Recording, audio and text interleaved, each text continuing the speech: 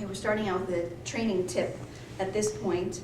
The other piece that one instruction I did forget is that person B, so Rebecca in our scenario here, she could also coach. So she might say, ask for a stop action or a rewind, and again, it would be very quick. The modeling here is that it's actually telling. It's the coaching model saying, you know, Teresa, try this, or give this tool a shot, or how about do a recipe.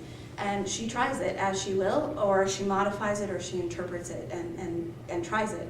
The focus of this whole exercise is doing. It's actually flexing the awareness muscle versus talking about it and having a conversation about it. And I believe I forgot that as well. Sorry about that. Just a brief conversation. Oh, about what difference do you think it will make for person A, for Teresa, when the rest of the group to be in the conversation, for her to be in the conversation versus talking about the tools and what the conversation could be like.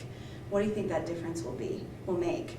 And positioning it that way really has supported teams in staying in that mindset where they're just trying it, they're doing it, versus talking about doing it. There might be some teams that you choose that's where you need to go. They do need to talk about how they could use the tools. They do need to have that conversation. I would offer that this is the 6th day of their process. So consider they've got some level of mastery already.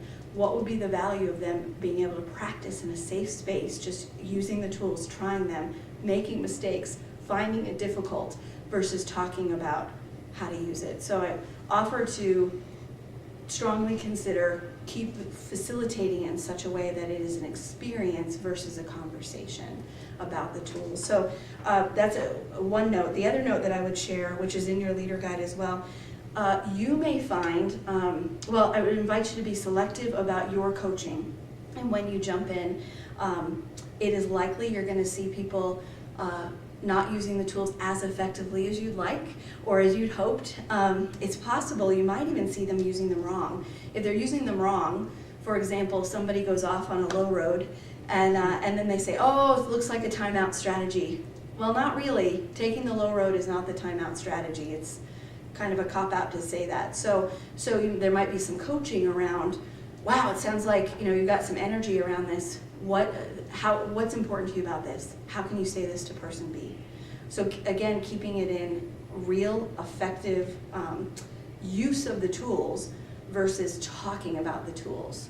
So that's a place. The other place is if you notice someone is using the tool yet they're avoiding the issue, or they seem to be using the tools. One example that could be is it seems as though they're focusing on strengths and therefore avoiding an issue because their whole intent is, I'm all about strengths, and now they're avoiding an issue. We know that's not degrees of strength.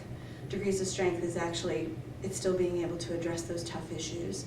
So there could be coaching around that as well. And again, very to the point, pointed coaching around how they can use the tools, making a suggestion, having them try it on, that kind of thing. Okay, so that's the end of the teaching tip. So we'll cut it here and then we'll come back to the final piece.